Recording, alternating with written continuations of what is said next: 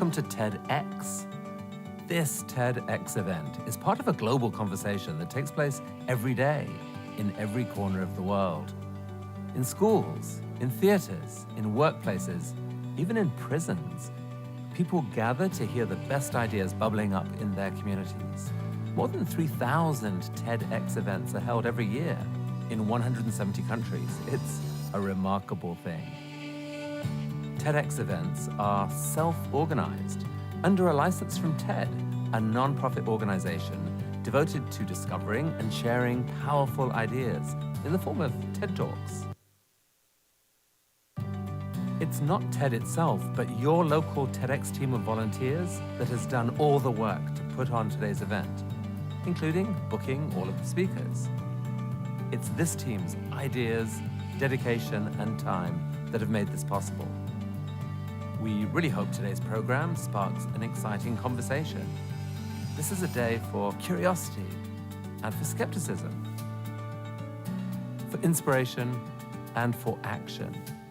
The more you enter into it, the more you will take out. And now, on with the show.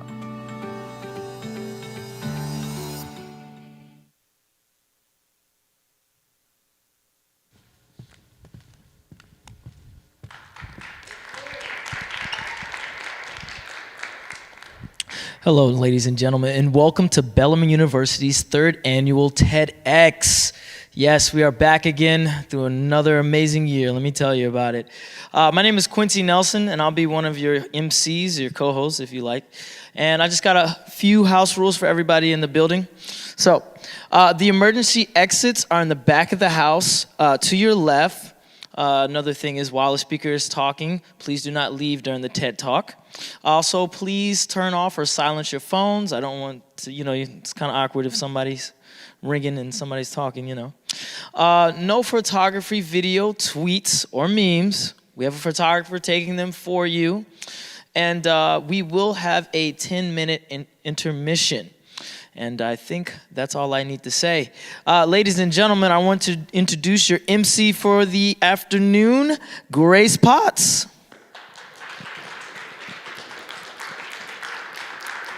Thank you, Quincy. Hi, everybody. My name is Grace Potts. I will be your MC tonight. As Quincy said, welcome to TEDx BellarmineU 2021. We're so glad to have our small audience here and our viewers at home. So thank you so much for joining us. And I think a lot of us would agree that within the past year, we've all had a lot of moments where we just said, what on earth? Oh, yeah. It's been a crazy year, politically, socially. I mean, we're all worried about different things. And the thought of what on earth really can bring up fear, can bring up excitement. It brings up a lot of different things. And I think our speakers will really communicate that with you tonight. So thank you again so much for joining us. We're so excited to have you here. Awesome. Grace, I think you're on top of the world, by the way. What on earth? It looks like I'm on earth. Okay. All right. Well, our first speaker tonight is the founder of the Latin Music Awards for Kentucky. He's a community leader, a digital marketing professional, a media contributor, and musician. He has a lot of hats.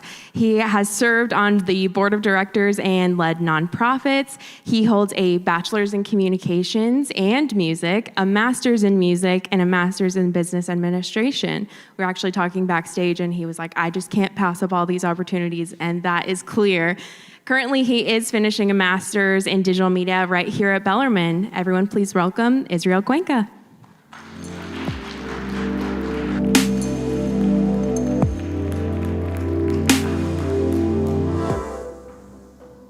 Louisville has been called top music scene in America according with Times Magazine. Louisville has been named top most cultural city in America according with Travel and Leisure magazine, and as well top world festival and events music scene according with the International Association of Events and Travel. 2019 was a year of great music. Thousands of people were gathering together to celebrate music. Musicians were touring all over Kentucky and all over the world. The recording studios were having hundreds of people recording every week. We saw music driving, and we said in Louisville, let's keep it weird. Music was amazing, connecting people, cultures from all over the world. In that spirit, I created the Latin Music Awards. I founded the Latin Music Awards. It seemed like a cool idea at that time, but it became something bigger than I thought. We supported hundreds of artists here in Kentucky. We connected with a community here to bring in diversity and inclusion. We had more than 50 artists nominated that night.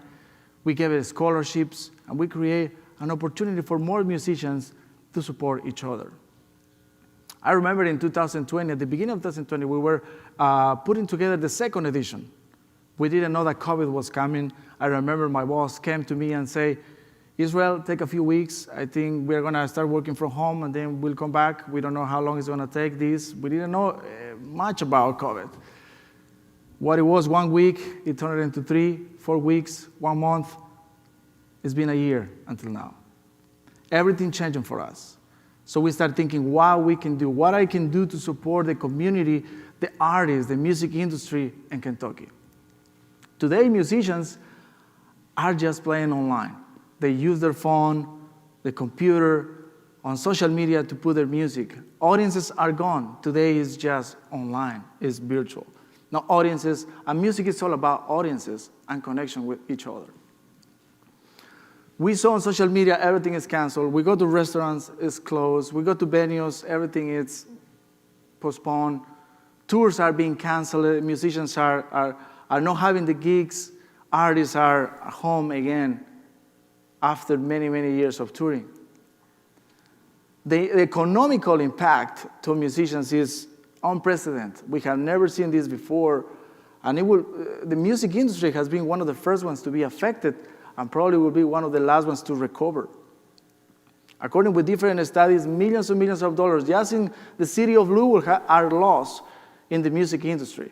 Billions of dollars nationally and internationally. Musicians who have been touring every single day or playing every single day have to stay home. They don't have jobs. Everything is gone. They have to be drivers. They have to be delivering food. They have to be doing social work. They have to change to something else because the industry is gone. Musicians in general have an unbreakable heart, an innovative brain and heart. And that's what we see today. We see hundreds of musicians putting everything online. But we don't realize that most of them don't even know how to use some technology. They don't know how to use the social media platforms to put the music online and how to transmit and connect with artists. But the heart of musicians are amazing. They have a great heart, and they put a lot of work and effort to put some music for you. In that effort, I said, what can I do to help the community? And in 2019, I put the Latin Music Awards. We had hundreds of people. We reached over 1 million people online. And then in 2020, what can I do to help the community? How can I support? And I say, I'm going to do the virtual Latin Music Awards series. That was the first time, actually, the Latin Music Awards is the first Latin Music Awards in this region. There's not been done in Illinois. There's not been done in South Carolina, in Ohio, and Kentucky ever. So it was the first time. I thought it was just going to be an event, a simple event, but it became something bigger than I thought. So in 2020, I said, what can I do to help my community? How can I help the economy in one way or another? So I put the virtual series event. I invite different musicians from town. We recorded in La La Land studio. And we put a series of concerts for the community. Hundreds of thousands of people were able to watch, connect with these musicians. This activates the economy because behind these events there is photographers, there is sound engineers, there is videographers, there is so many people involved. And I was so honored to put this together. But at the same time, it's like, okay, we have the second edition of the Latin Music Awards that only is just showing music, but it's connecting different cultures, ethnicities, bringing and boost the economy. So I say, we're going to do it. And we did it again, and we did it the Latin Music Awards, second edition virtually. It was something new, something different, and unique for me, and for my team, and for everyone. because we were living in a very difficult times in 2020. We have 11 categories where we celebrate and honor the great work of different musicians. We did it virtually, we did it at University of Louisville. It was all virtual. The winners were from different parts of the world who live here in Kentucky, who contribute to the culture, to the economy here in Kentucky. And this event was an event to connect, as I said before, the community, to bring our diverse community together and helping our economy and these musicians who've been working so hard for many, many years. And with this, we were able to give some marketing opportunities, PR opportunities, and just connecting with different people. I'm Hispanic, and for me I want to contribute to the community. This amazing state of Kentucky, how can I help? How can I connect? And I've been playing with different musicians from the jazz genre, classical music, to pop music. And for me was putting this together to connect different artists. We not only had different nominees and awards and just celebrating diversity, but it was more of that. So we gave 4 scholarships to 4 students, Latino students, who can study music and can continue pursuing music studies. So that was something that we were very, very honored. And we were very surprised how many companies, big companies to small companies supporting us. The community come together to celebrate this. Actually, it was one of the few awards, music awards that were made in the whole state of Kentucky in 2020. And we're very proud to put this together, but most importantly, to support our community and connect and bring this awareness of our music industry is suffering very, very much. Probably it will be the last one to recover. How can we do to help and support our music industry? Number 1, subscribe to their channel. Subscribe to their email list. Go buy their music. Watch their videos. There is today a lot of organizations and foundations that are supporting musicians. Go donate. Every dollar counts, and they are in need of your support. During this time, if there is anything good that we can see that happen towards the music industry, is creativity. This has been a moment for musicians to rediscover themselves, to bring their creativity alive again. They have more time to create, more time to be with family. And who knows, maybe we will see the next best hits, music hits in the next years because of this pandemic. We will see a lot of musicians composing and creating amazing things. We are looking forward to see that. When are we going to come back again to reunite and celebrate hundreds, thousands of people in festivals and enjoying music? We don't know yet. But when that moment comes, I encourage you to support musicians, local musicians. Go support them and help them to survive after this tremendous crisis. In 2020, some of the most well-known musicians got together to put a song called Lift Up Louisville. Teddy Abrams, the Louisville conductor of the Louisville Orchestra, was in charge of this. He was as well part of the Latin Music Awards as one of the judges in 2019. And there was different musicians who I have been playing with before. I had collaborated and I worked with them before, like Ja'Cory Arthur, Carly Johnson's great musicians here in town that put this together. And I want to leave you with this thought and at this part of the song, to remember the music industry bring us hope, bring us together, bring ethnicities and diversity together. And I can tell you, and I can leave you with this thought. With a little bit of music, in the power of us, we can lift each other up. Thank you.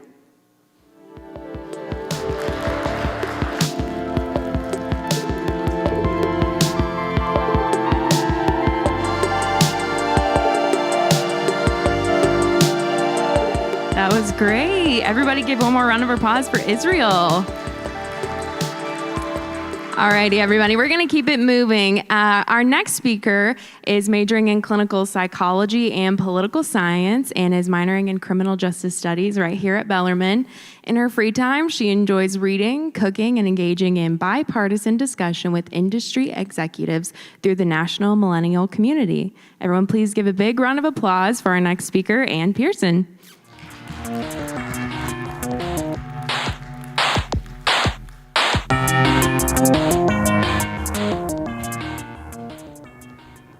March 13th, 2020, Breonna Taylor was shot and killed inside her apartment by police officers who had come to serve a warrant to search for drugs, none of which were later found on the property. Following her deaths, protests quickly spread across her hometown and later across the country and the world following the death of George Floyd. Protest leaders not only took to the streets, but also to social media to express their grief, their anger, and their frustration. And as a member of a generation which relies heavily on social media as a source of news, I was immersed in their words. At the same time, I was also taking a class on the spiritual author Thomas Merton, who was a Trappist monk at the Abbey of Gethsemane near Bardstown, Kentucky. While he's best known for his autobiography, The Seven-Story Mountain, and his writings on contemplation and interfaith dialogue, he also wrote extensively on social issues, and specifically on race in response to the first civil rights movement of the 1960s. It was these later writings on race which caught my attention the most, because he so accurately described some of the current social issues which we are facing, that there were several times I actually had to put the book down just to process what he'd said. In many ways, he was so accurately describing our situation that it felt like the Black Lives Matter protesters were echoing his words. In his most famous piece on race, Letters to a White Liberal, Merton directly addresses this titled group, who he believed were more harmful to the movement than conservatives who openly opposed it. In it, he describes white liberals as those who support the movement because they feel they have to maintain their image of themselves as a liberal, but who value their material comforts, their security, and their congenial relations with the establishment over this volatile idealism. In essence, those who say they support the movement, but who will drop out the moment it affects them in any way. Perhaps the best example of this white liberalism in the past year was the trend of the black squares on social media in June 2020. For a few days, it became the popular thing to do to post a black square on your social media as a show of support for the Black Lives Matter movement. And everyone was doing it, from kids to adults to major corporations. So it very quickly devolved from a show of support to what was essentially an "I'm not racist" sticker that people were putting on their feed to make sure that all the people who followed them knew that they didn't actively oppose the movement. It was a very performative action. It didn't force anyone to face their white passivity or privilege, and certainly didn't make people fight against racism. Unfortunately, in addition to being performative, the squares actively harmed the BLM movement because they were being posted using the same hashtags the protesters were using to communicate information, quite literally blacking out the voices of the movement. Another example of the white liberalism which Merton would have disapproved of came in the form of the leaders in Louisville and their response to the protests following Breonna Taylor's death. People like the mayor issued official statements of support for the movement, but quickly turned around to clarify on social media that this support was conditional on the protesters remaining in certain areas of the city and staying out of the way. In essence, these leaders were asking the protesters to make themselves ignorable. It is exactly this kind of behavior from white liberals which Merton condemned, because he believed that it was leading to the development of a revolution in our country. For as he describes it, revolutions are always the result of situations in which the drive of an underprivileged mass of humanity can no longer be contained by token concessions. Taking this to heart means that liberals can no longer walk the fine line between appeasing protesters with small changes while simultaneously trying to avoid upset among conservative communities who have opposed those changes since the 1960s and beyond. Justice is long overdue, and African American communities are getting tired. Tired of reforms like the ones following Breonna Taylor's death, which increased surveillance in their neighborhoods by moving police officers in, and tired of receiving government payouts for their murdered brothers, sons, sisters, and daughters.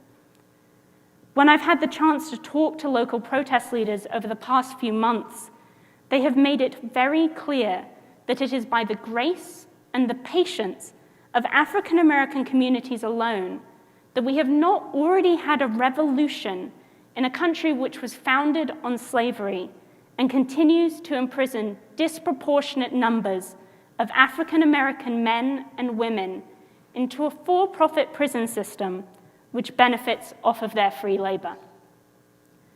Compounding all of these injustices, and so many more that I don't have time to mention, is what Merton calls the incredible inhumanity of our unwillingness to listen, even for a moment, to what the movement has to say. In Breonna Taylor's Louisville, protests occurred for hundreds of concurrent nights following her death, and not much changed except a few token concessions. So in this increasingly intense situation, which Merton so accurately described, what is the role of the white liberal if we actually want to play a part in the movement and make a difference? Merton offers us some solutions to this question. First, he makes it clear that we have to listen. Because if we do not understand why people are protesting, and we do not know what they are marching for, they will never believe that we are actually genuine in our attempts to help. And there's no excuse not to know. We have access to a larger glut of resources than ever known to man at any point in history. Every book and every film ever made on the subject of racism, and new stories of the injustices in our streets crossing our screens every day. But educating ourselves is not enough. As local protest leader and wonderful poet Hannah Drake says, white people just need to face themselves. We aren't going to study or Netflix our way out of racism. We need to admit and face our way out of racism.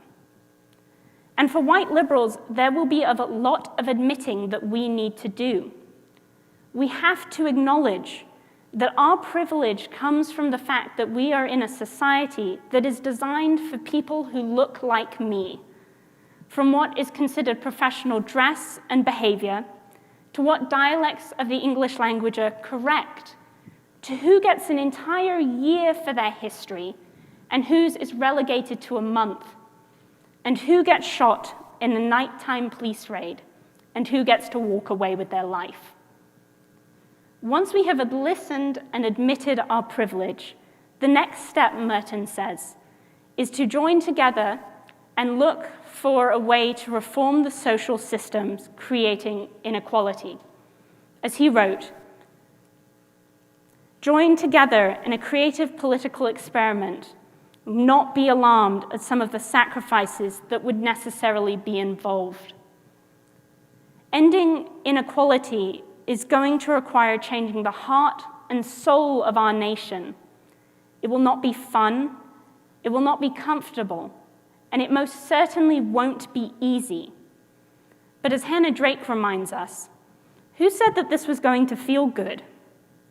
We have a chance now to actually acknowledge our white passivity and privilege, to make the decision to join the movement no matter the sacrifices, and to heed Merton's warnings to white liberals that if we do not change our performative ways, there will be a revolution. It's time to take the challenge. Thank you.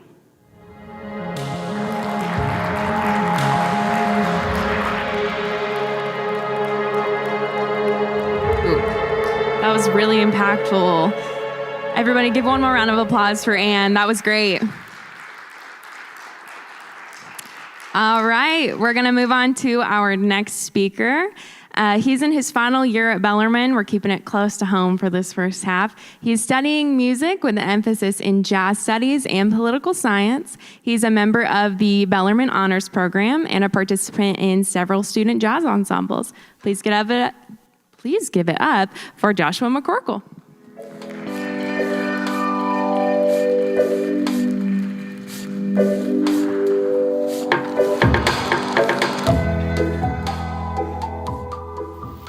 There's a really fun debate that musicians like myself like to get into about what exactly music is. So if you take the technical definition of music, all it is sound organized in groups of rhythm and with changes in the note or the frequency of the pitch. So by that definition, me talking to you today is music. So then you get into the argument of, well, does talking constitute music? Does there have to be a form or words or more rhythm, and where do we draw the line? And I think what that really gets to the heart of is the fact that music at its essence is one of the essential things that we experience in life. I don't think I know anybody personally who gets in their car and drives to work in the morning and doesn't put on music. And if you know somebody who does, I would check on them because they might not be okay. But there's something about music that really speaks to the heart of all of us. And so what I'm going to ask you guys to do is close your eyes for just a second with me and think about a song that makes you deeply happy, something that touches your soul. So there's not a lot of things that do that for people. And so when I was thinking about the research that I needed to do or wanted to do for my senior thesis, I was thinking about music that really touched my soul and that really resonated with me in a way. And so the research that I've been doing for the past I guess almost 2 years now, is how a white person like me can listen to the music of black men and understand their experiences through that. Because there's only so much that reading or looking at pictures can really convey. And that's not to take away from the fact that that is important. We should be reading the works of marginalized people. But there's something about music that really spoke to my soul. So I've been doing this comparative analysis of the music of Kanye West, who, whether you love him or hate him, you have to admit is an incredible artist, and Charles Mingus, who I'm sure many people are less familiar with, but in a very similar way, was painted by the media as this angry black man, the same way Kanye West is painted as this angry black man, and how the music that they're creating, these soundscapes that they're painting, can really, really speak to us, and how people like me, who haven't had to worry about the lives of my brother when he goes to the gas station, can listen to that and analyze it and think about the fact that means something deeper than just music. The music that they created is not music that everybody likes. It's not music that everybody knows, and it's not music that is easy to listen to. And it's not meant to be. What it's meant to be is it's meant to be an expression of their life and every experience that they've had up until the point in time that you hear that. And there's always the argument of whether or not the meaning of a piece of art is what the artist intended it as or what the listener or viewer intends it as. And I think what we need to think about is how those two things can and should reach a similar point. Like I said earlier, music is one of the essential things that we experience as humans. Music touches us all, whether you listen to hip-hop or R&B or country music or anything like that. You have an experience with music. I'd be willing to bet everybody in this room and everybody watching at home does. And what that can really remind us, and what I think a lot of the other speakers have talked about, and what a lot of people have talked about in the last year, is that as divided as we may feel, as separated as we may feel as humans, and as many differences as we may have, there is a fundamental sameness in humanity. The fact that I've had different experiences from my black friends or from my female friends or from any number of people isn't something that needs to be taken away. I'm not trying to say that we're all the same and that we all experience the same things, because that would be a lie. What I'm trying to say is there's something fundamental about us as humans, about the fact that we can all sit in this room together and hear these ideas and think about these things. There's some deep part of us that is human. And for me, personally, the thing that gets at that the most, the easiest, is music. So what I'd like to do is share with you guys that maybe, just maybe, if we listen to music, really, really listen, not just to the words or to the melody or the harmony or the rhythm, if you look at music as a whole, we can understand each other better. And that's really, really where we can start to see change, is when we understand one another. When you can look at another person and understand that they are a human being, whether you agree with them or disagree with them or look like them or talk like them, there's a deep sameness. So what I'd like to leave you guys with today is the idea that when you go home and you put on the song in your car, don't listen to it while you drive and sing along without thinking about the fact that maybe the person who made that song is a person. Maybe the person who is rapping to you grew up in poverty. And maybe the rap doesn't reflect what everybody in the media or like to portray it as when I was in middle school and high school. Like, all they talk about is objectifying women and making money. Maybe it's this amalgamation of their experiences up until the point that they stepped in front of a microphone. The same way the words I'm saying right now are just the combination of everything that's happened to me until I was standing in front of you. So just take some time anytime you put on a song. And of course you should enjoy it, because you shouldn't be listening to it if you don't. But really, really think about the fact that somebody made that song. Somebody is passing that along to you. And whether you like the song or agree with what they're saying, they're still human, and so are you. Thank you, guys.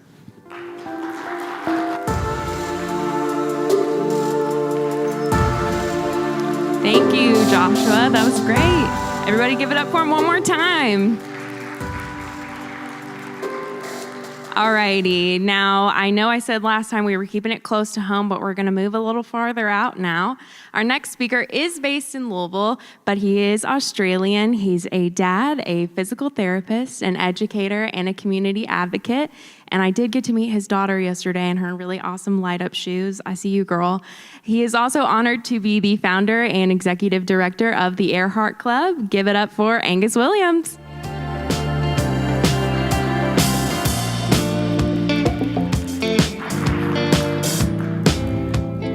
My daughter Sophia and I have a tradition of hitting the trails. We learn about each other for hiking adventures. We learn about each other and the world, and we chat about the things that matter. Recently, what mattered was some tears about being ignored at kindergarten. It was bedtime, so she said, "Dad, I felt invisible." It was bedtime, so before I could offer a clumsy fix, she crawled into my lap and fell asleep.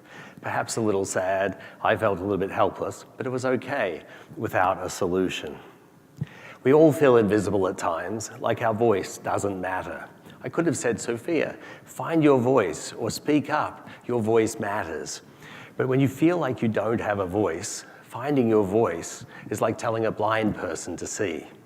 Having a voice and giving voice to the community, to the people, is one of the great promises of any community. It's how we change the world. It's how we change the world. So I've totally lost my spot. So it's how we change the world. Community is one of the non-negotiable traits of humanity. Every civilization through time was built on two pillars: community, humility, and community.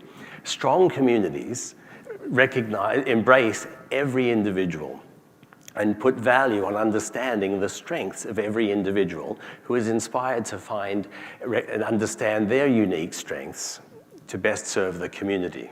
The community is stronger than the sum of all individuals. It is strongest when every individual is strongest. It's a healthy relationship, symbiotic, and that each party is stronger when the other party is at their best. The expectation for all is an individual relationship with community that is reciprocal. We provide value and we are valued. The opposite of value is importance. To become important, we import value from the community. We devalue others. We are all born, we each enter the world with 100 points of value, and we leave with 100 points of value. At every moment in between, we have exactly 100 points of value. Our brain might trick us at times into feeling worth less, at times that we're the best things since sliced bread. Sliced bread exists. Importance is an illusion, a trick that exploits our basic and healthy human need for individual significance. The original sin of community was the disguise of importance as value. Humility and community are both the great strength and the great vulnerability of humankind. We are wired to appreciate the strengths of others before our own. If we explore all language, it is always either inspiring us toward humility and community or exploiting our longing for humility and community. Communities have problems. It's normal. We provide value to our community by using our individual strengths to help solve these problems. Important people love problems, especially identifying them. The easiest way to identify problems is to label normal variances as problems. Someone identifies a problem and values us enough to include us in the solution. That level playing field shifts, and we're okay with it because it's for the good of the community. Some people here want this. Up here says, I can teach you this so you too can serve the community. I can use the help of people like you because there's so many problems. You'll be helping me and the community. I'll call you level 2 so everybody understands. Now run along and serve your community with what I told you. That number 2 is gold, immediate credibility. They're closer to the source, obviously, and have the inside track on healing this broken community. Before you know it, there's level 4s, 24s, and more. At each level, every individual genuinely believes they are providing value to the community. In truth, each level of importance requires they lose part of their individual voice to the group and shift their focus to the weaknesses of lower levels. We have traded value for importance, community for power, on this dysfunctional treadmill where the solutions are always in the hands of the people more important than ourselves. We have learned not to trust ourselves. We've been disempowered and divided alongside language of empowerment, unity, and best interests. We learn that our feelings are more potent than our values. We have totally weaponized the human condition. And that mind trick at level 1 has led us right here, systemic devaluation. Every level on that treadmill identifies as a victim. They have all been devalued, lost their individual voice to the group. Every problem we pour resources into with little impact is less symptom and more a problem of us shifting too far from our humanity. The treadmill is about power and control. It eliminates discourse and wrecks community because we all know and none of us understand. So how does Sophia find and own her voice, understand her values, and learn her value? Well, that's not a solo journey. So children come into our lives at a time when we're on this treadmill, restless, irritable, and discontent. They're the value we're looking for. They're the value we're looking for. The beginning of everything that ever matters and the end of everything that doesn't. They're our opportunity to revisit our values and learn our value. I'm part of an organization, the Earhart Club. Our mission is to connect girls with their own unique voice before they lose it to the expectations of others. We've served over 1,200 girls, plus their mums and grown-ups. Our mission was always to connect, to nurture meaningful relationships between a girl and her mum to benefit the girl. Our outcomes reflect a deeper impact. At our Take to Flight graduations, most mums cry as they describe rediscovering their values and relearning their value alongside their daughter. The ripple effect is felt through families, classrooms, and communities as the warm embrace of genuine acceptance. Day one of each cohort, we ask these second and third grade girls, who understands you the most? 73% say no one understands them. 9% say mum. We ask mums, do you think you really understand your daughter? 78% say yes. So 9% of girls say mum gets them, and nearly 80% of mums say they get their daughter. That treadmill teaches us to know people at the expense of understanding them. At the end of 10 weeks, 77% of girls say mum understands them the most, and up from 9%. And 36% of mums say they understand their daughter, down from 78%. The girls have gained community alongside their mum, and mums have rediscovered their humility. The path, individual engagement, asking questions and honoring the answer, learning together about women of influence and each other. By seeing the world through her daughter's eyes, and instead of insisting her daughter see the world through hers, a girl learns to trust herself. She and mum come to see the best in each other and the best in themselves. And that's how the world gets changed. We aim to give individual girls a voice and gave rise to a community of girls and women who lift each other up, because that's what people do when they trust and value themselves through being trusted and valued. Community is the common understanding that we all have exactly 100 points of value, and we are all equally the solution. Thank you.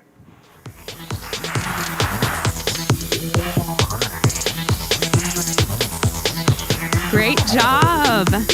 Everybody give it up for Angus Williams one more time.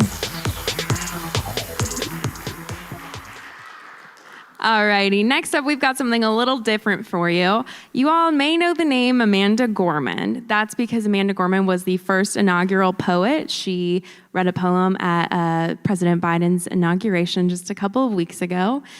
She is also soon to be featured on the cover of Time magazine. And you may also know her from an event that we had on 10/10/20 by TED. And so please get excited for a video from the now very famous and very world-renowned Amanda Gorman.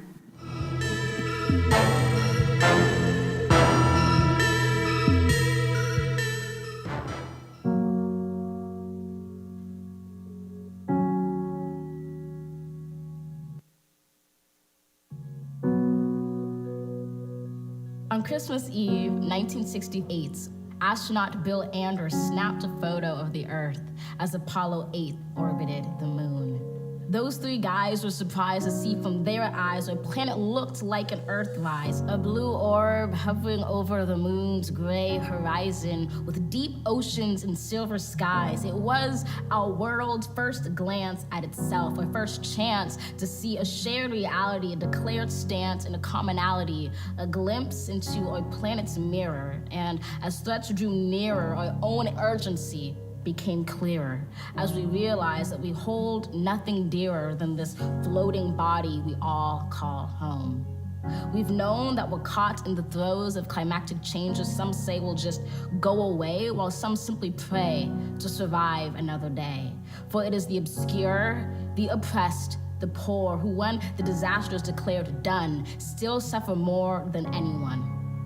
Climate change is the single greatest challenge of our time. Of this, you're certainly aware. It's saddening, but I cannot spare you from knowing an inconvenient fact, because it's getting the facts straight that gets us to act and not to wait. So I tell you this not to scare you, but to prepare you, to dare you to dream a different reality where, despite disparities, we all care to protect this world, this riddled blue marvel, this little true marvel, to master the verve and the nerve to see how we can serve our planet. You don't need to be a politician to make it your mission to conserve, to protect, to preserve that one and only home that is ours. To use your unique power to give next generations the planet they deserve. We are demonstrating, creating, advocating. We heed this inconvenient truth because we need to be anything but lenient with the future of our youth. And while this is a training in sustaining the future of our planet, there is no rehearsal. The time is now, because the reversal of harm and protection of a future so universal should be anything but controversial. So, Earth, pale blue dots, we will fail you not, just as we chose to go to the moon. We know it's never too soon to choose hope. We choose to do more than cope with climate change. We choose to end it. We refuse to lose. We do this and more, not because it's very easy or nice, but because it is necessary. Because with every dawn, we carry the weights of the fates of this celestial body orbiting a star. And as heavy as that weight sounded, it doesn't hold us down, but it keeps us grounded, steady, ready, because an environmental movement of this size is simply another form of an earthrise. To see it, close your eyes, visualize that all of us in this room and outside of these walls or in these halls, all of us change makers, or in a spacecraft floating like a silver raft in space, and we see the face of a planet anew. We relish the view, we witness its round green and brilliant blue, which inspires us to ask deeply, wholly, what can we do?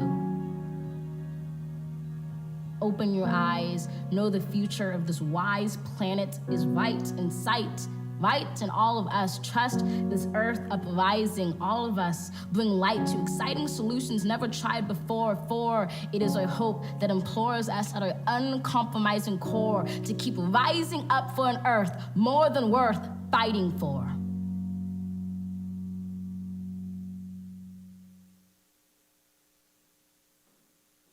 She may not be here in person, but we can give a hand for Amanda Gorman. I feel like she deserves it.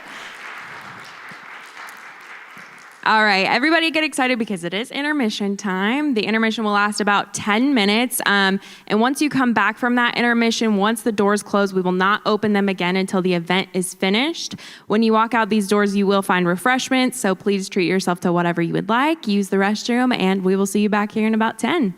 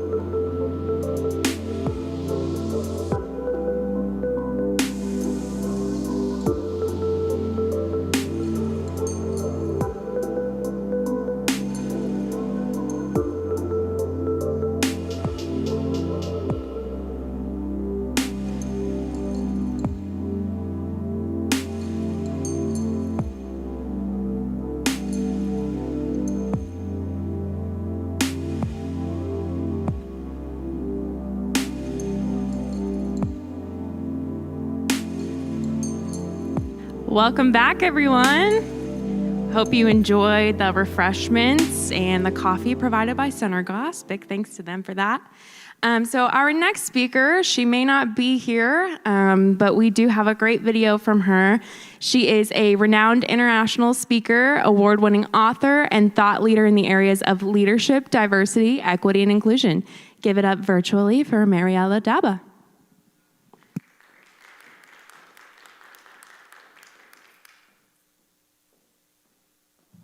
What on earth is happening with gender equity in the workplace as a result of the pandemic? In 2019, the first case of coronavirus was identified in Wuhan, China. Less than a year later, we have several vaccines that are around 95% effective. An astonishing achievement by any measure, right? That within a year of a new virus that has unleashed a global pandemic and that required such a complex set of steps from research to developing, testing, and producing a vaccine, we already are in the middle of the process of vaccinating millions of people around the world. In contrast, gender inequity in the workplace, a decades-old issue, remains unresolved, as if we couldn't apply research-driven solutions to a social problem as we do to a public health issue. But make no mistake, gender inequity is not a women's issue. Just like the COVID virus didn't just affect a community in a faraway land, gender inequity infects our culture and everyone in our society. It's a global pandemic, and it also needs an urgent vaccine. We were barely making any progress before COVID, and now the latest studies show that that little progress may be wiped out as a result of the extraordinary demands being placed on women. Let me give you a list of symptoms linked to the spreading of the pandemic of gender inequity. Being in charge of everyone all the time. Whether they are leaders or individual contributors, and even if some of them had help before, or if their kids were in school during work hours, women now have to juggle the blended environment of remote work from home.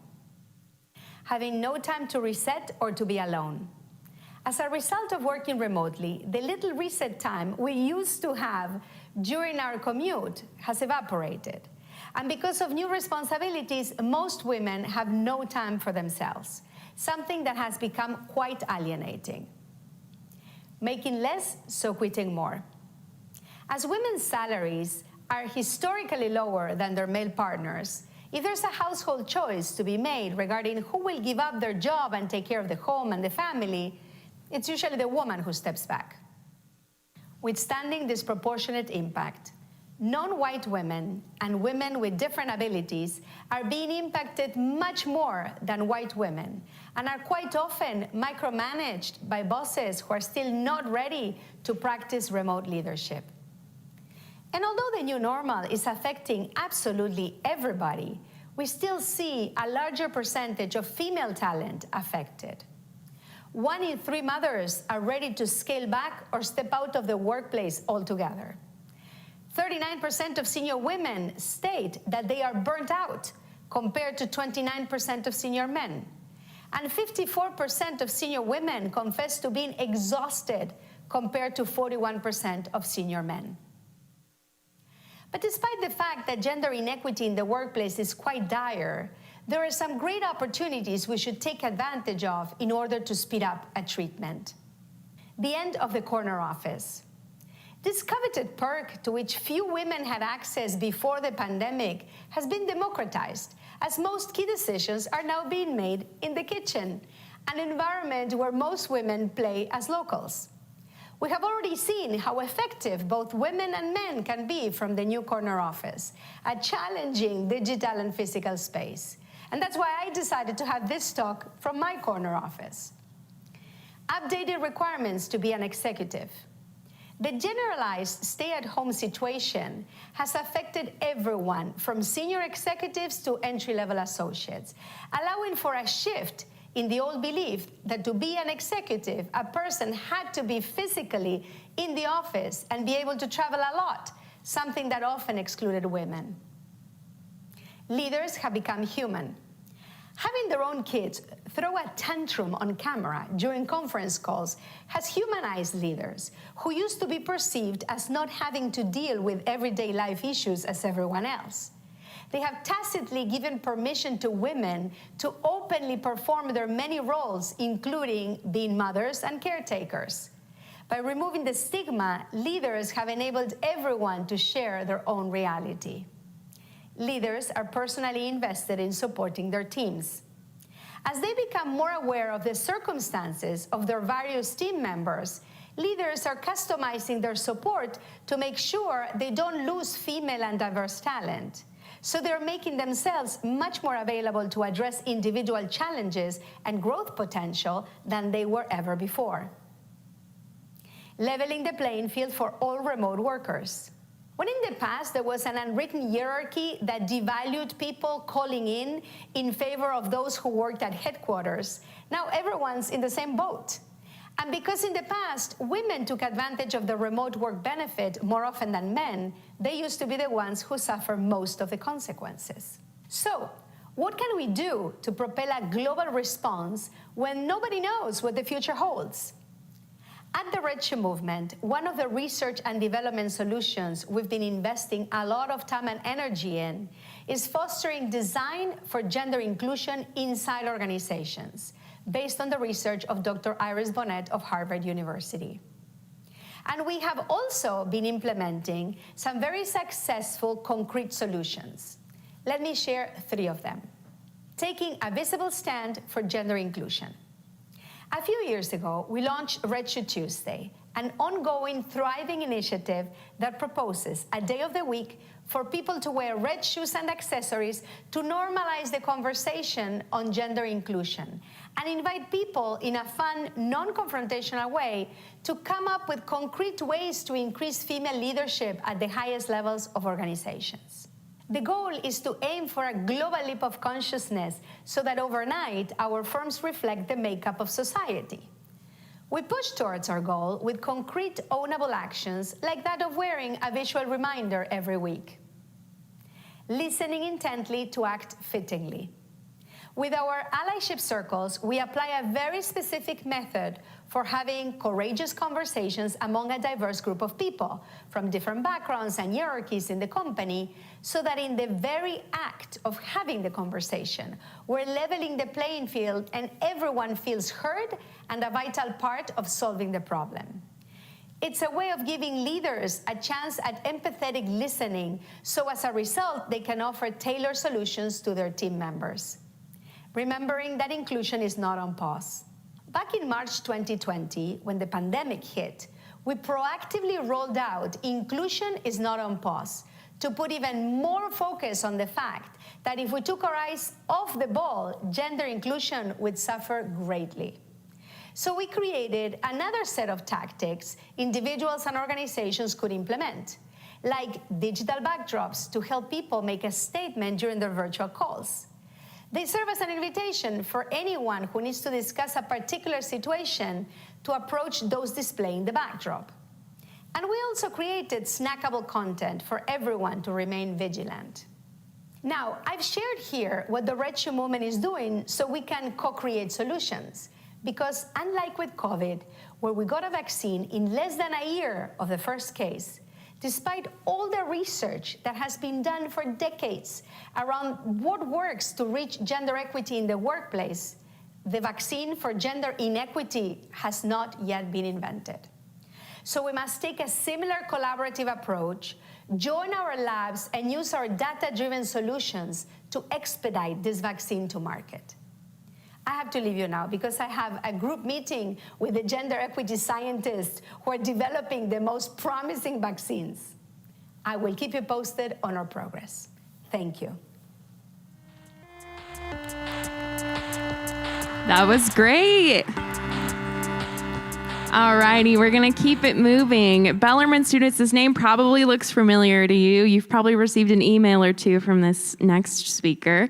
He's an information technology evangelist, experienced in leading and aligning IT efforts with institutional direction. He has a varied work background ranging from entrepreneurial startup environments to highly structured corporate operations. Throughout his career, he has been successful in developing, communicating, and implementing information technology strategies. Please give it up for Eric Satterly.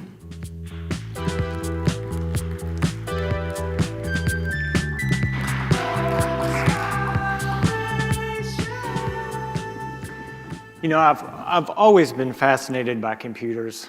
Throughout my life, I grew up really interested in computing, and it drove me to engineering school, where I wanted to learn how computers work. How do you build computers? How do they process?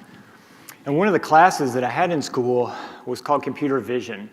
It was a really good class. We worked with computers, interfacing them to the real world through cameras, bringing in images, and learning to process those images. And one of the assignments that we had was to do recognition of numbers, handwritten numbers, the numbers 0 through 9. So we had index cards, and we wrote numbers on individual index cards, and then used cameras to process that and recognize those images through algorithms that we were to develop. And I wrote my number 8, and I remember my number 8. It was a beautiful 8, I think you would all agree. And I took a lot of care and effort into crafting my circles and then working on algorithms that would look at the area of those circles and how the circles aligned, and to really tell that that was the number 8. And I felt pretty good about that. And then the day of the presentation of my assignment came, my professor came in, and I dutifully handed over my index cards ready to be graded. And I remember my professor taking the index cards and tossing them, and then pulling out a different set. And you know that feeling that sometimes you have when you know you're screwed? Well, I had it, because this was the number 8 that got put under the camera. And I immediately saw the fallacy in my algorithm in my mind. And once my process ran and told my professor that that was the number 6, I realized I wasn't going to get a good grade on that, but I did learn a really good lesson. And I brought a lot of bias to what I thought the number 8 looked like. And I developed a system to process that number 8 based on the bias that I had. I didn't think about the variance in the different number 8s that might exist as people write them in different ways. And that may seem like a trivial example. It's just a number in the number 8, and it's probably not too terribly offended. But this exists in other systems. Let me tell you about a system called Google Cloud Vision. It sounds very impressive. In fact, Google Cloud Vision, if you read the slug line on their website, they detect objects and faces, read printed and handwritten text, and build valuable metadata. Valuable metadata. So just last year, some people did an experiment with Google Cloud Vision, and you submit a photo, and Google will tell you what's in the photo. And this was the experiment that was done. So essentially the same picture. It's a hand holding, as it turns out, a monocular or a digital thermometer. One hand is dark skin. In that same image, the hand was shaded light. Both submitted to Google. It did a great job of coming back and saying that there was a hand in each photo with a high degree of confidence. But you can see that the dark-skinned hand, Google thought was holding a gun, and the light-skinned hand, it successfully identified as holding a digital thermometer or monocular. When Google became aware of that problem, they quickly fixed it, as you would hope they would do. And this is how they fixed it. They redacted the word gun from the return on the dark-skinned hand. And you see, it's not easy to fix a problem like that, because the problem isn't a switch that you flip, that you turn off. The problem is in the engineering. It's systemic. It's baked into the algorithm. Now, I don't at all think that the engineers at Google were evil people. I don't think that they did this by malice. I think that this happens because they built their system, and they probably did iterative testing based on the data that they had on hand. Pun intended, because their hand probably looked a lot like my hand. And that might be what my algorithms would come back with in processing data. But this problem exists in other things too. This year has been an amazing year and a massive shift to online education. This has happened across the world. The pandemic has really driven us to accelerate what we do online. And to do that on scale, we absolutely need technology to be our friend, to help us, to assist in that uplift. So when you think about trying to simply proctor exams on scale, it's nearly impossible without some type of assistance. Artificial intelligence to the rescue. So now teachers, professors can proctor exams online using automation and artificial intelligence to help do that. The problem is, as this happened throughout the year, we started to find that people with darker skin were disadvantaged by these systems. Different studies and reports, but in some cases, facial recognition doesn't work as well with people with darker skin. They couldn't even gain access to the system to take their exam. Or in other cases, they were flagged for potential cheating at much higher rates than people with lighter skin. How does that happen? And so if we think about, there's bias that I've talked to you about in handwriting recognition, in racial and skin tone. But what about other things? What about ethics and morality?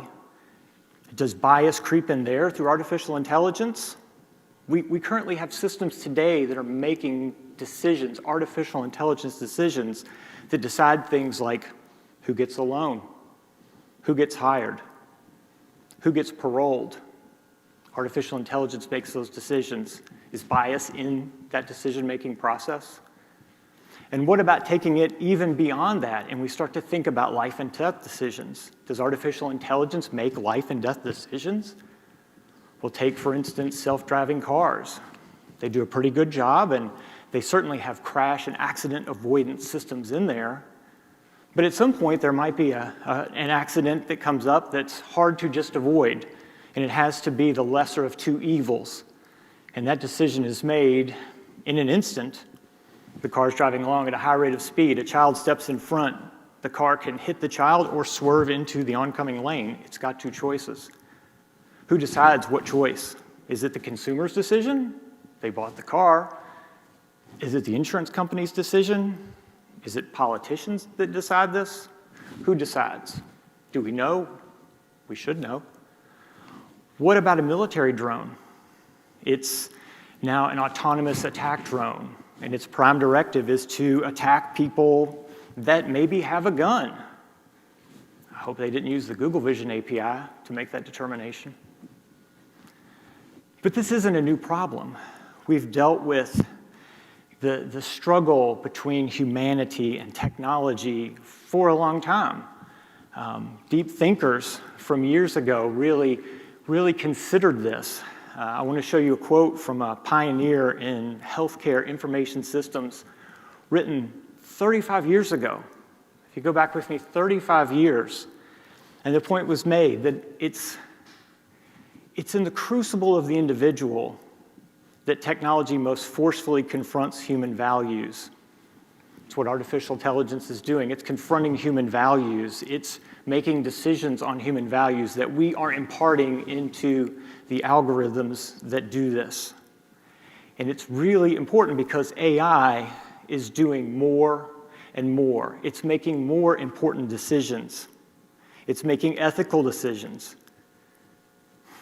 It's making life and death decisions, and it's making decisions that we must be intentional about addressing the bias in these systems. You know, it's been said that those that don't learn from history are doomed to repeat it.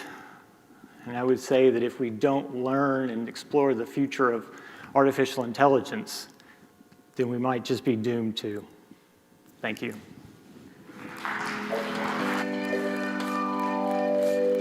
Awesome job. Thank you.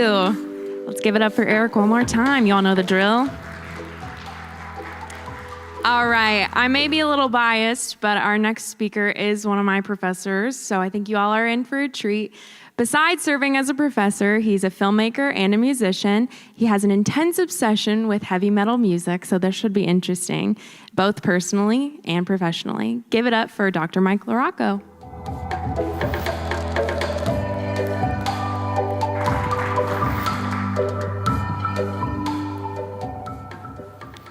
Hey folks, my name is Dr. Mike LaRocco. I'm a professor of digital media, and I have an obsession with heavy metal music. I have had that since I was age 12, and I have the receipts to prove it.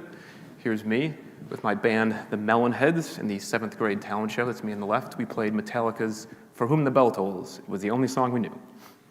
That's me in high school, rehearsing with my band, Threshold of Pain.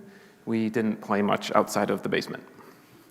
Much more legitimate, here was my band in college, Sala.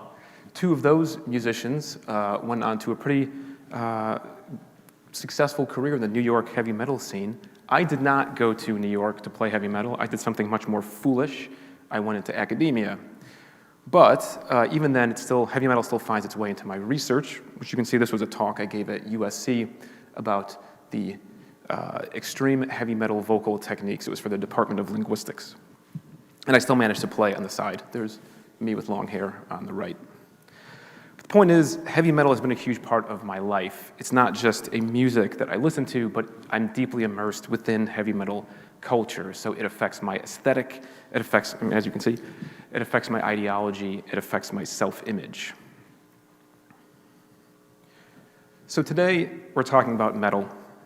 And I don't know, I just love metal. What can I say?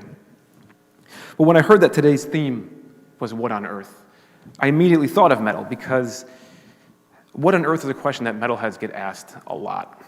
What on earth are you listening to? What on earth is this vocalist saying? What on earth does your shirt say?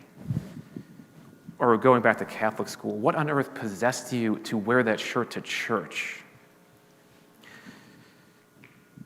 The tough thing about those what on earth statements is that I feel like they're often not rooted in curiosity. They are rooted in skepticism and judgment. And when people say what on earth, what they really mean is what is wrong with you? And I think some of that skepticism is understandable because heavy metal is a genre that tends toward the extreme. It's extreme in its naming conventions: cannibal corpse, suffocation, bloodbath. It's extreme in its imagery and its content. So, leather and spikes, blood and guts, sex and violence. It's extreme in the music itself. So the tempos, the vocals, the musicianship. It can be loud, it can be dissonant, angry, even violent. It's sometimes hard to stomach, and I'll play you an example right here. Well.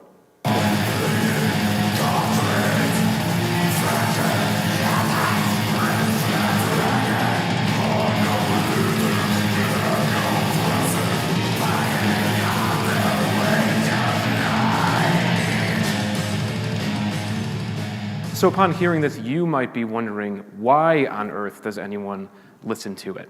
And there are many reasons that I could give as an answer, but today I'm focusing on one, and that's extremity of emotion. Because despite the extremes of heavy metal, or rather because of them, it can actually be quite therapeutic. And that's what I want to talk about today, catharsis. We're not working here. Here you go, one more, and one more. Catharsis, not the band, but the idea that heavy metal can help comfort my extreme emotions. But on to more rigorous research of this topic, and here's where I have to consult my research notes, if you'll allow me. All right. So there have been many studies about looking into the stereotype that people that listen to heavy metal are bad apples. And contrary to popular belief, much of the research has shown that listening to heavy metal can instead increase feelings of peace, calm, happiness, and empowerment. It can help regulate emotion, it can help listeners feel more comfortable with negative emotion, and it can build self-esteem. Lastly, it can better prepare them for dealing with mortality salience, which is the knowledge of our own impending, inevitable death. So that's nice. There's a caveat, though. All of these sort of benefits of listening to heavy metal only apply if you already like heavy metal. So you couldn't just go home and listen to Bolt Thrower and then feel all calm and relaxed. I can. You can't. Unless you already like Bolt Thrower, in which case, please come and talk to me after the show, because we can chat and be friends. But still, I think that notion that angry, aggressive music can be therapeutic is not enough. Yes, if I go home and I listen to angry music when I'm angry, it can be cathartic. Corpse Grinder screams so that I don't have to. But the truth is, not all heavy metal is aggressive. Not all heavy metal is fast or ugly or violent or angry or depressing. And that's a stereotype that I also want to question a bit today. And I want to think about emotions beyond the angry. And I want to do that through a personal story. In March of 2020, right at the start of the pandemic, my wife gave birth to twins. Hey, there they are. And that was great, but literally the day we got back from the hospital, my wife developed a really terrible fever and a terrible cough, and she was having trouble breathing. So we took her to the ER, and she was admitted. Now, at this time, they didn't really have many COVID tests, so they wouldn't give her one. So they just sort of presumed that she was positive because she had a viral infection, and she had really severe pneumonia in both her lungs. That first day was really scary.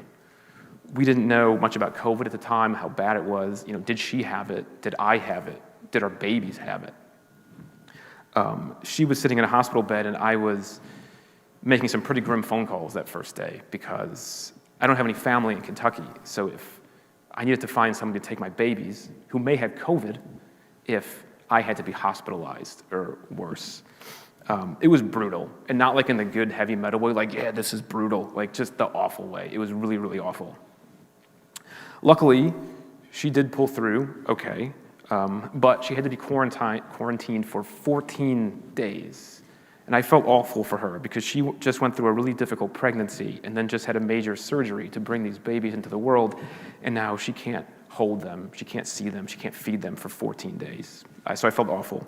But I also felt something else, and that was the realization that I alone had to raise newborn twins with no babysitting for 14 days. My only helper was this 3-year-old maniac who, I gotta say, not much help. So, oh God, there we go. Folks, that 2 weeks, it was extremely metal. Here's my work from home setup.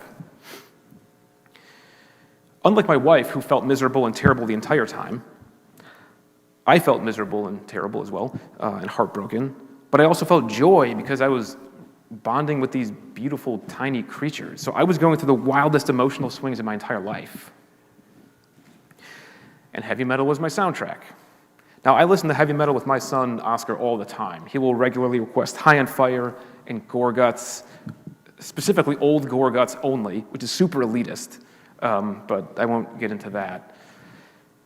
People will say, oh, isn't it kind of scary for him, all the scary sounds? And I'm like, well, no, because he doesn't think Barney Greenway from Napalm Death sounds any scarier than Cookie Monster.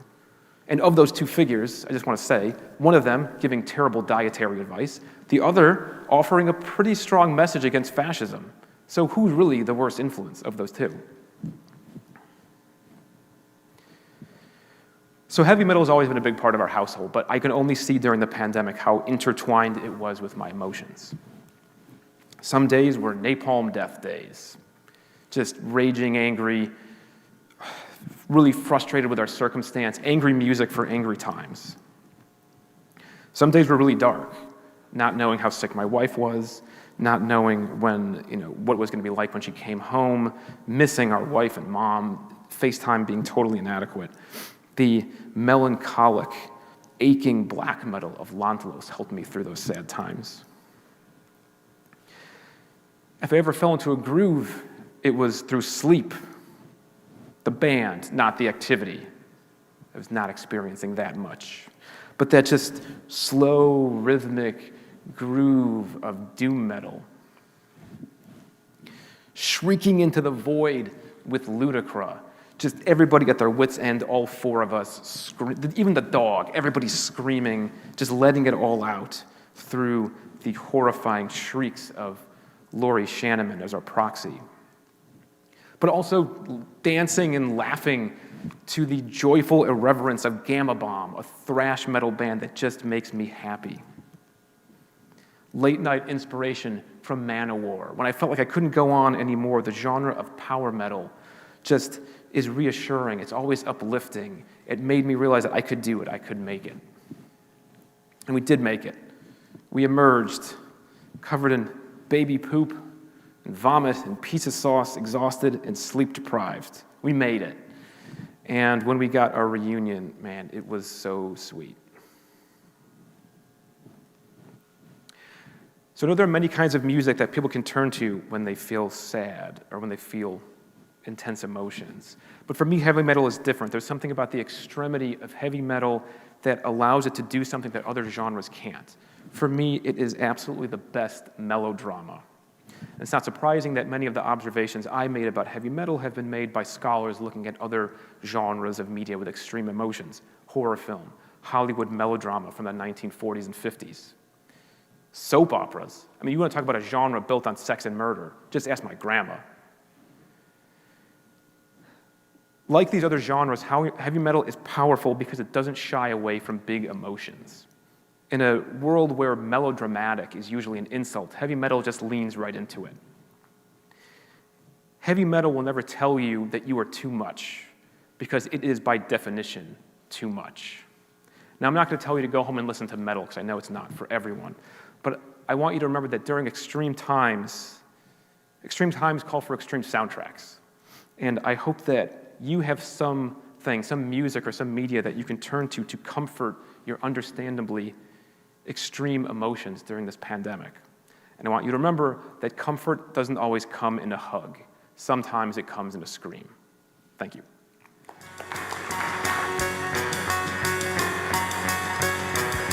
Great job, Dr. LaRocco. Thank you. One more round of applause for him. Alrighty, I did have the pleasure of hearing our last speaker of the night, practicing last night, so I know that you guys are in for a great speech. She is an invertebrates paleontologist focusing on marine ecosystems from the Paleozoic era and loves teaching her students, friends, and family, and really anyone who will listen, about all things geological. She's also passionate about working toward a sustainable future for her 4 tiny kids, a 4-year-old and 18-month-old triplets. Please give it up for Dr. Kate Belinsky.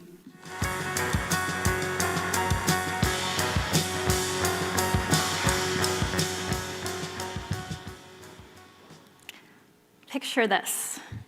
The sky is hazy, and there are wildfires burning all over the planet. The oceans are warming up and releasing methane into the air, which is causing the Earth to get warmer. And more methane is belching forth from the permafrost. Coral reefs are dying, and extinction is accelerating everywhere.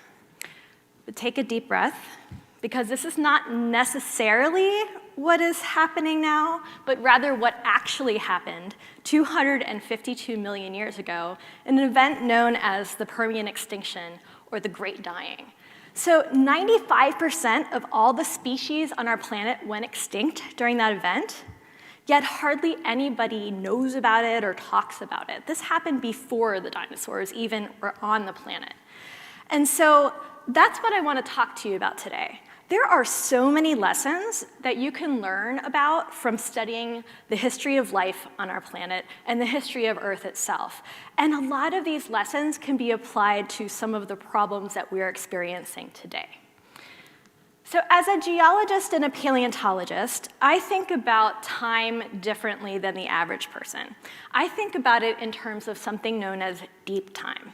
So the average person probably thinks about time in terms of human timescales, maybe decades, 100 years, or maybe a few thousand years, the timing of the rise and fall of civilizations. But for a paleontologist, we think about time in terms of hundreds of thousands of years, millions of years, and billions of years. And these kinds of timescales are hard to conceptualize. Humans, because we think on such short timescales, we tend to be rather short-sighted about the kind of impact that we have on our planet.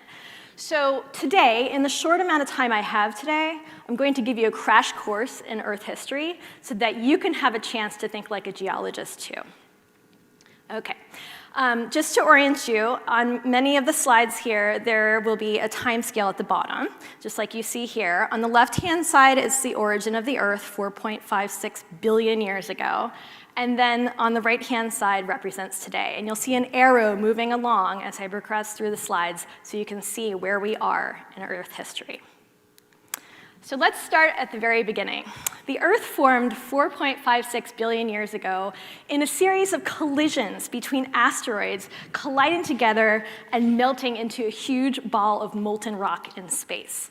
There was no atmosphere, there were no oceans, there were no layers inside the Earth, no magnetic field, and yes, there was no life whatsoever. This early Earth was not a hospitable place. So let's fast forward a mere 750 million years to where the Earth is starting to take more form. So we finally gotten to a temperature below the boiling point of water. So now we have oceans, we have an atmosphere, we have plate tectonics, we have layers inside the Earth that's pulsing forth a magnetic field, and our first evidence that there is life. No fossils yet, but there are biomarkers, little chemicals that tell us that life had probably gained a foothold at this point. Now, I'm going to jump forward another 200 million years, and we have our first definitive fossils. They're not that much to look at. They're kind of blobby layers of bacteria, but they are incredibly important in the history of life. They created our first oxygen, our first photosynthesizers, and they have been with us ever since. These creatures, for 3 billion years, were turning our atmosphere into oxygen, into the kind of air that supports life as we know it today. So let me jump ahead now. 3 billion years. We're going to just jump right in to where we start to see our first multicellular life in the fossil record. There's some little tiny embryos that we find, and then some weird creatures like these. They kind of look like quilted feathers or like blobby wrinkled things, and we describe them in these kind of funny terms because some of these creatures, we don't really know exactly what they are. But what's interesting is that they appear in the fossil record in multiple places around the world, and then they go extinct. It's as if life was experimenting and just kind of blinked out of existence. But then we can jump forward 50 more million years, and boom, we have an event called the Cambrian explosion. It's when life kind of figuratively exploded on the scene. There are tons of fossils in the fossil record now. Some of them are familiar, things like clams and snails and sponges, and then there's all kinds of weird stuff like this. And I wish I had time to tell you about each one of them because they're super interesting. But I just wanted to show this to you so that you can get a sense that life is weird and fascinating and wonderful, and we can learn so much from it. But I'll just have to move on now. So I'm going to move on a couple 100 million years to illustrate that the Earth is still changing. And we have all of these changes in our climate and sea level rising and falling and glaciers growing and shrinking. Some of them trigger mass extinctions, like one caused by global cooling, another caused by changes in ocean chemistry in all over the world. So these kinds of events, when we learn about them in Earth history, they can give us a sense of how the Earth would respond when we do things to it. And so these are the events that we can learn from and apply to how we are changing the planet today. So I'm going to move ahead another few 100 million years to the event that I started this talk with, the Permian extinction, the Great Dying, where we have volcanoes, unlike any that are going off today, spewing greenhouse gases in the atmosphere, causing warming, and then causing more warming as the oceans lost their methane. And so there's 10 degrees of warming here. This is a great analog for us to study to try to understand what our current situation of climate change is like. So let's move forward now into the time of the dinosaurs. There's 2 mass extinctions that affected the dinosaurs, one triggered by volcanoes, and then the one that wiped them out entirely, the Cretaceous extinction with the asteroid impact. Moving on from there, we have the wild and wonderful world of mammals, all kinds of mammals, whales, bats, giant armadillos, giant ground sloths, and of course the egg-laying platypus. But when we think about mammals, usually what we think about is ourselves. We often kind of put ourselves at the center of existence with everything on the earth, even though we're part of this grand sweep of time. And I always think it's a moment to reflect that we're not necessarily the end point of geologic time either. We just happen to be at the present day. Human beings only came on the scene 200,000 years ago, a literal geological blink of an eye. But yet, you can't look out of the window of an airplane without seeing the kinds of effects that human beings have had on this planet, whether it's all of the agriculture that we've done or the urbanization that we have had. And then we've also had a huge impact on our ocean chemistry, on our soils, on our atmosphere. So even though the Earth is so old, we, human beings, have had such a huge impact on just a few hundred years. And so we don't really think about how long it takes for a river to carve across a landscape before, boom, we put a dam on it. And we don't think about how long it takes for plankton to be deposited and buried and turned into oil before we extract it from the earth and burn it and turn it into greenhouse gases. We don't think about the native prairie grasses in Nebraska that have been putting their roots deep into the ground and creating soil before we plow it all up and create mega farms of corn. And we don't think about what would happen to the oceans if we spray excess amounts of fertilizer all over the land that washes out into the ocean and changes its chemistry. But we can learn about these things if we study the geologic past. We should think about the actions that we take in terms of geological time, in terms of deep time. And if we choose to ignore the lessons of deep time, we may not have the luxury of any time to do anything about it. Thank you.